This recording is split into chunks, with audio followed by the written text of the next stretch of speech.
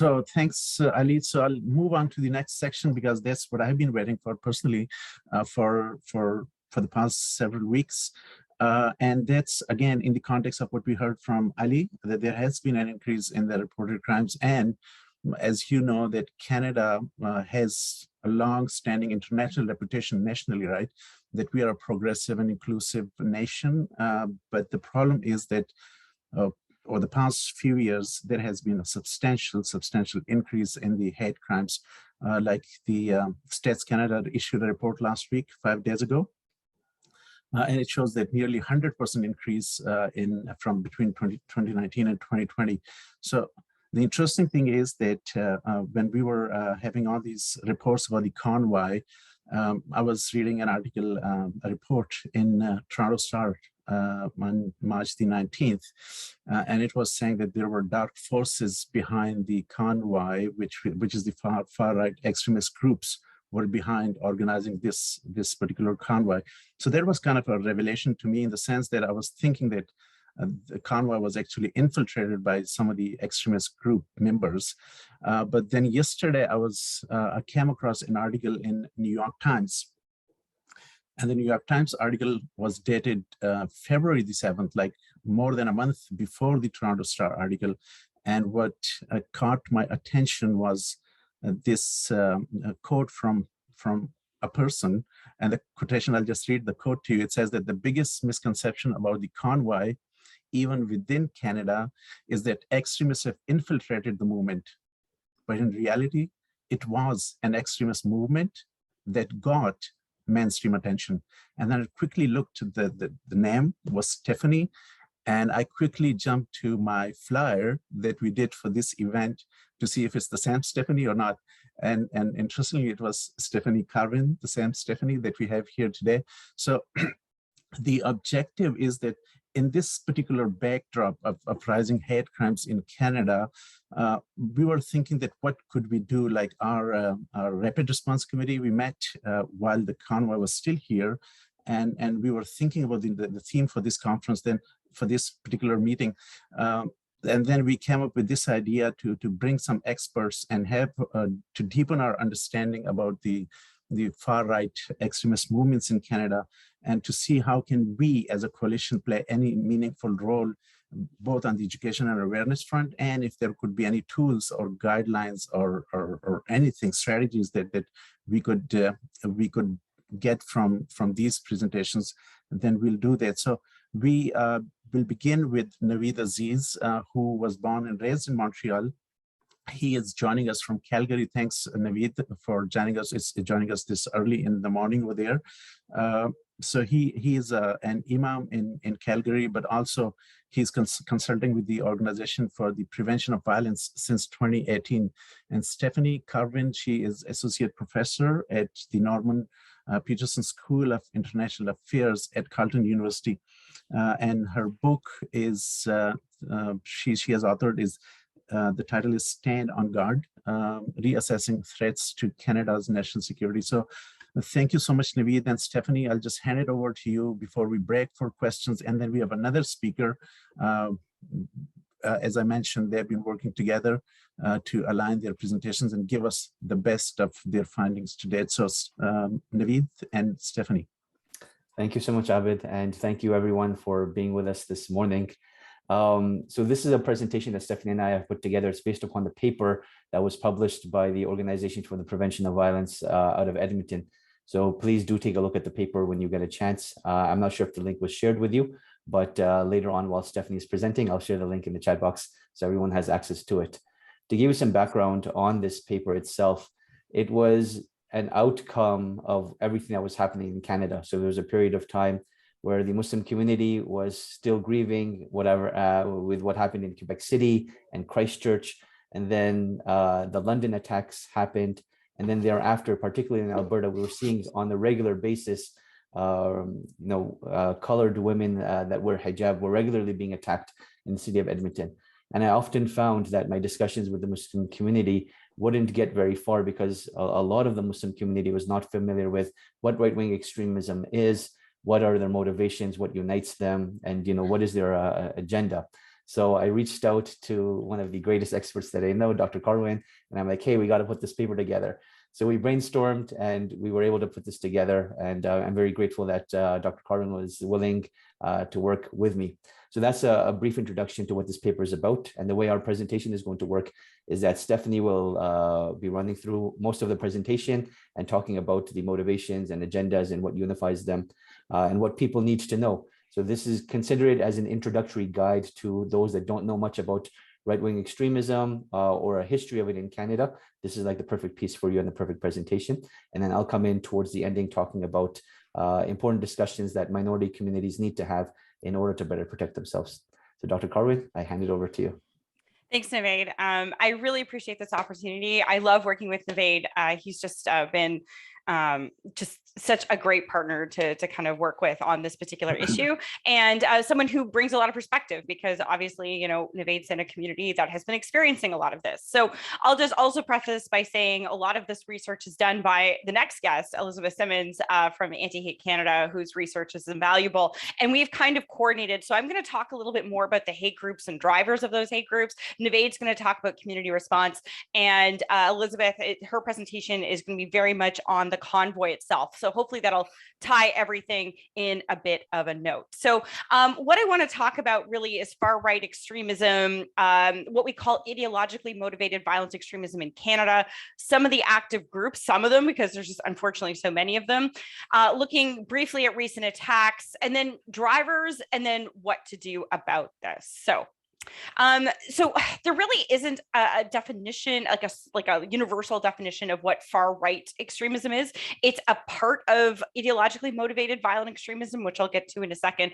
But when we speak about far right extremism in particular, we're thinking of a loose movement animated by a racially, ethnically, and sexually defined nationalism. This nationalism is typically framed in terms of white power and is grounded in xenophobic, exclusionary understandings of the perceived threats posed by such groups such as non-whites, Jews, immigrants, homosexuals, and feminists. That's from a book by by Barbara Perry and Ryan Scribbins, who are really good scholars in this space. I would also include, obviously, in their Islamophobia. I think that kind of falls in the xenophobic part of their definition, but just to be clear, that's also very much about something that we're talking about. One thing I think that's also important in Canada is to really reflect, and we'll talk about this a bit more, is that it really is transnational, right? This movement is transnational. We have Canadians exporting hate. I think sometimes we think that this is something that's come to Canada. You know, it's not. Hate lives here. It's in Canada, unfortunately, and this is something that we have to kind of grapple with. We export it, but there are also influences from abroad that are important to consider as well.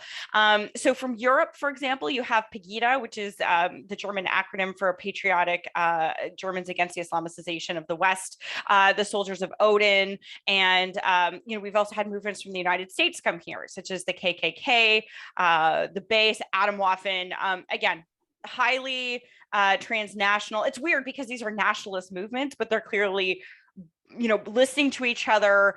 We see echoes when there was a yellow vest movement in France. It didn't really necessarily start off on the far right, but immediately was kind of picked up by the far right here. You know, there's this weird kind of sharing of ideas.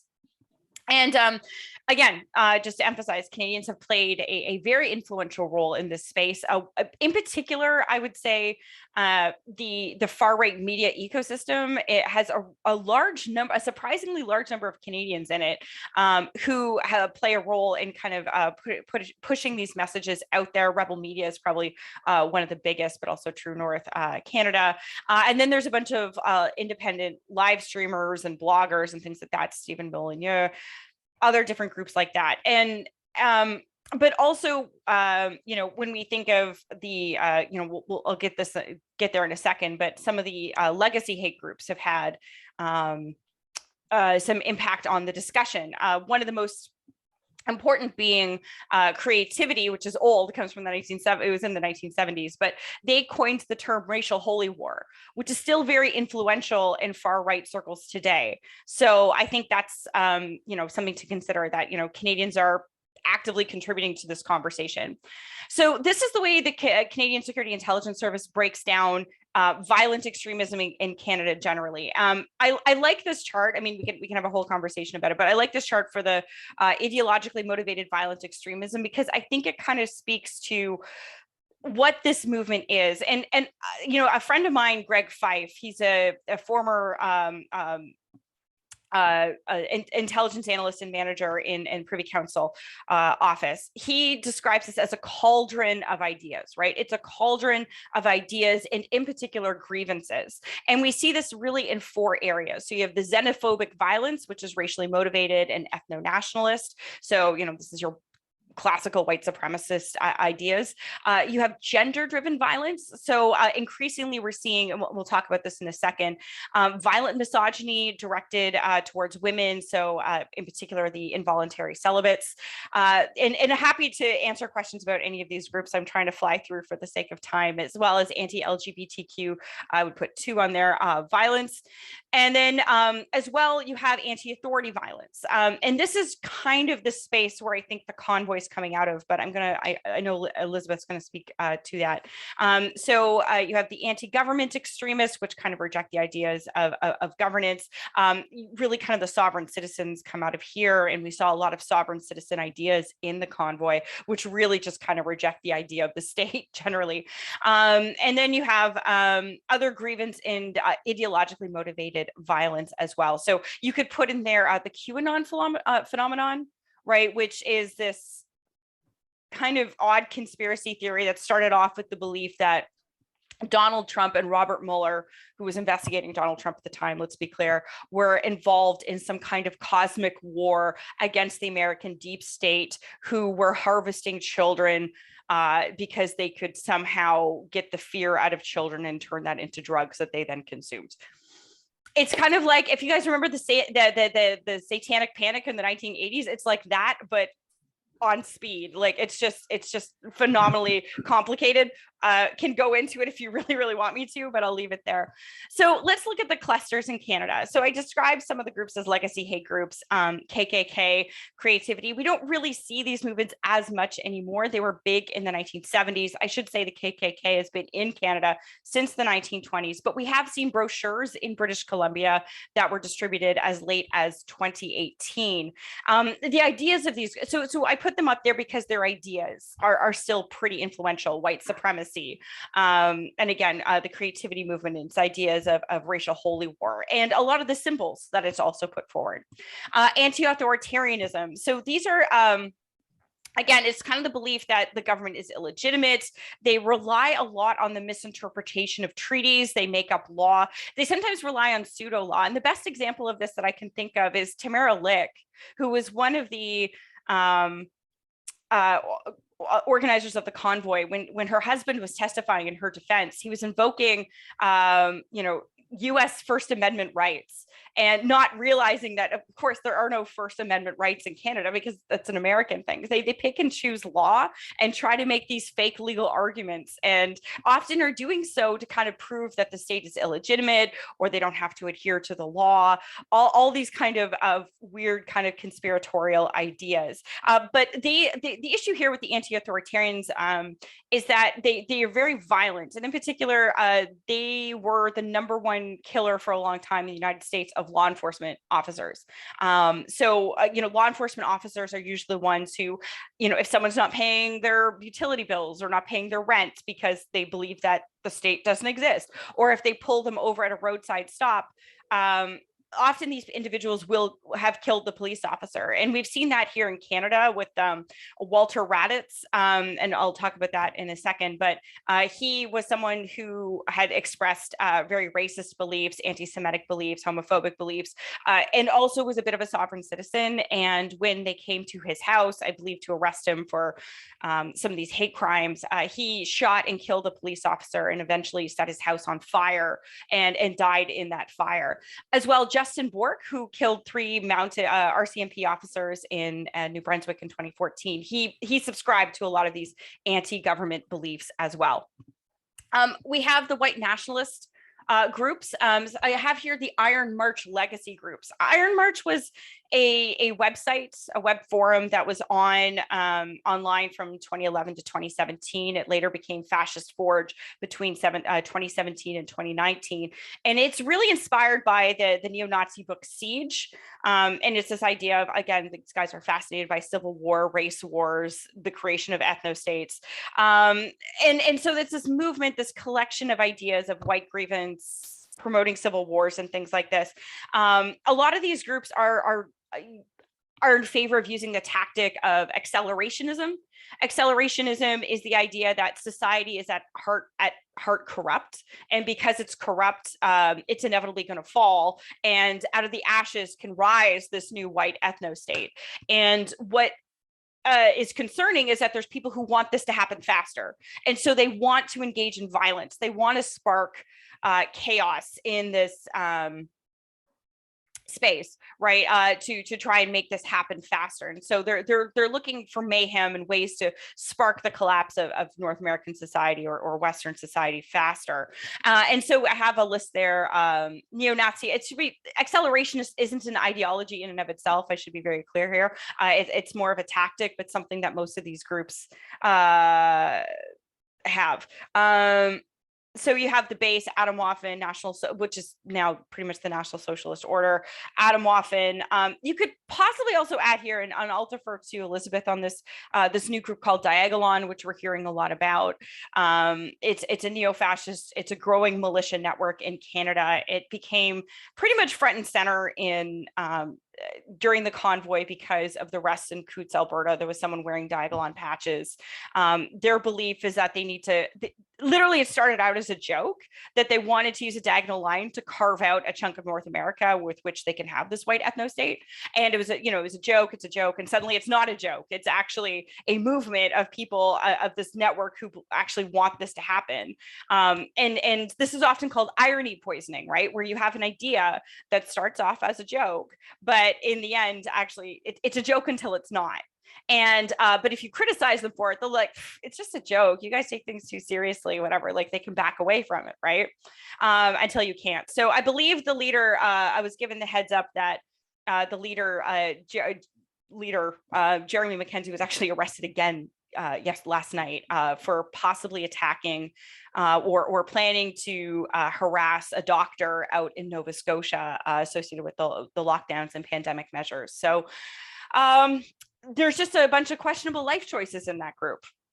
You have the misogynists. This is the incel group.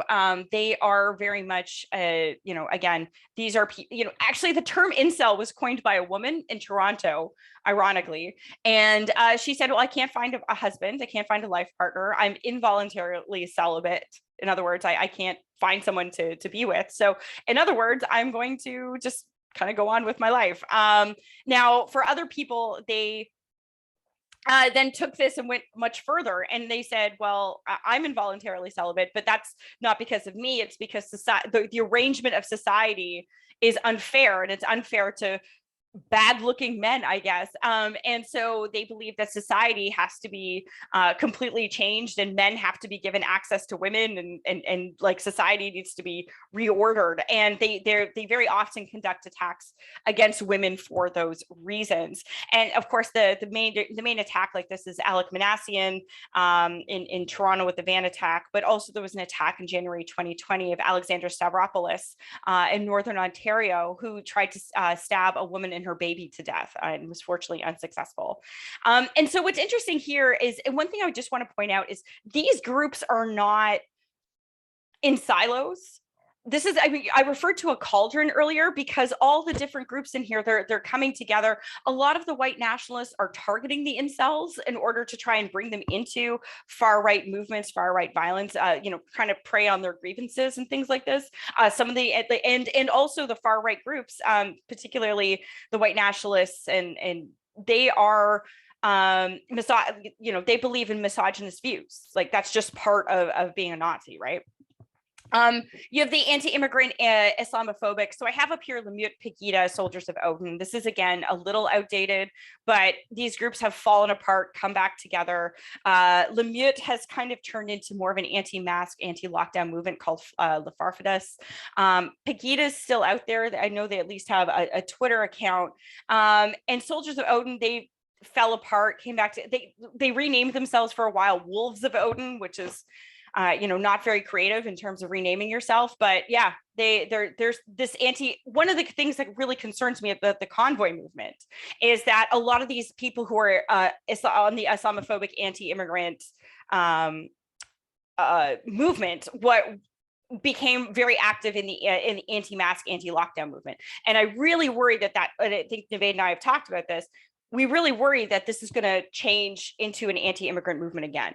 Right, they could change their focus. So I think that's the focus, something to think about. And then you have like your Canada First movement, which is based on a very ideal, like it's about identity. It's about identity. It's like identitarian in a lot of ways. The idea that white identity in Western culture is under attack by multicultural forces. The Proud Boys, who of course are now listed as a terrorist entity in Canada ever since the January 6th attack on the Capitol building in the United States, and the Canada First movement, which is very self-consciously dedicated to look like a Canadian version of the American version, which is led by Nick Fuentes in the United States. So I have the attacks here. We're running out of time, so I won't go through them. I'm sure you're painfully aware of this, but just to show, I mean, by far, I mean, I don't think body counts is the best way to measure threat and understand threat, but the amount of killing that we've seen, the amount of attacks that we've seen on the far right is growing. And I think we're seeing that in the hate crime numbers. So what's actually causing this? Definitely the internet. But also I think the second point here too is crossover connectivity. The idea again that, one group can attract another group and they reach out to others. And then finally, and I think this is really important, is the idea of permissive environment, right? We have politicians now who are openly campaigning on Islamophobic, racist platforms, anti-immigrant platforms. We're seeing politicians embrace far-right movements. Even just with the convoy, we saw politicians, mingling with the convoy and kind of granting it license to continue to do what it was doing, despite the fact that it was very obviously harassing women and persons of color who chose to wear masks. And then, of course, we have laws that are codifying Islamophobia, like in Quebec, Bill C-21, right? So this is something that I think is really important going forward. But in the interest of time, I'm going to hand it over to my very excellent colleague, Navid, who can speak to his experiences encountering this. Thank you so much, Stephanie. I will try to keep pace with you. So the first conclusion we want to share with you in terms of policies with regards to law enforcement, and the goal behind this is to improve both the response and reporting of hate crimes within communities. We've seen over the past few decades, I guess, a disintegration of the trust between law enforcement and minority groups. So how exactly do we do this? The importance of such relationships can't be overstated. So there has to be instances where minority groups and law enforcement are getting together when there aren't emotionally heightened situations. Now, unfortunately, we're seeing attacks on a regular basis, so finding such opportunities may be very, very difficult. Number two, the importance of providing training to communities in terms of how to actually report hate crimes. This is something that a lot of communities are not aware of, and this is a service that law enforcement should be providing. Number three, the importance of diversity within law enforcement itself. And this is not just diversity in terms of what we generally refer to in terms of gender and racialized groups, but also in terms of viewpoints. Oftentimes, we find that there are individuals that tip the same line within law enforcement, even though on the apparent they may be considered diverse. The next slide, Stephanie. Thank you so much. Better data and research. The goal is to improve knowledge of scale And the problem is to get better resources. If you look at the statistics we have, they're often outdated and often aren't accurate because there hasn't been enough research. So particularly when academics are doing research, we want to encourage minority groups to, try to step forward and help out with that research as much as possible. And also for academics to be granted access to statistics that law enforcement has access to in terms of what they're actually doing and what they're actually producing. And this will hopefully address the inconsistency and underreporting of hate crimes in Canada. And then the last slide, improving community infrastructure. And the goal is to protect community institutions from violence. We have the Community Resiliency Fund by the Canada Centre, but often what we find is that the releasing of those funds is a very difficult process and requires quite a bit of work. And also in terms of the community infrastructure funding that the Public Safety Canada, the calls are far and few in between. And again, a lot of work is required that a lot of communities do not have the ability to do themselves or access in terms of putting in those grants. So making it more accessible for those communities. These are just 3 of the 10 recommendations that we have in our paper, and you can read the rest of the recommendations inside of the paper as well. Thank you so much, and we appreciate your time. Thank you so much, Navid and Dr. Carvin. We were thinking to have a short break for a few questions after this presentation, but what we are going to do is, since we are at time, so we'll continue with the next presentations, and then we'll have a kind of a panel conversation, and then we'll open it up for questions. So we'll have about 30 minutes for question and answers, which is going to be, I hope that there's going to be enough time. So I'll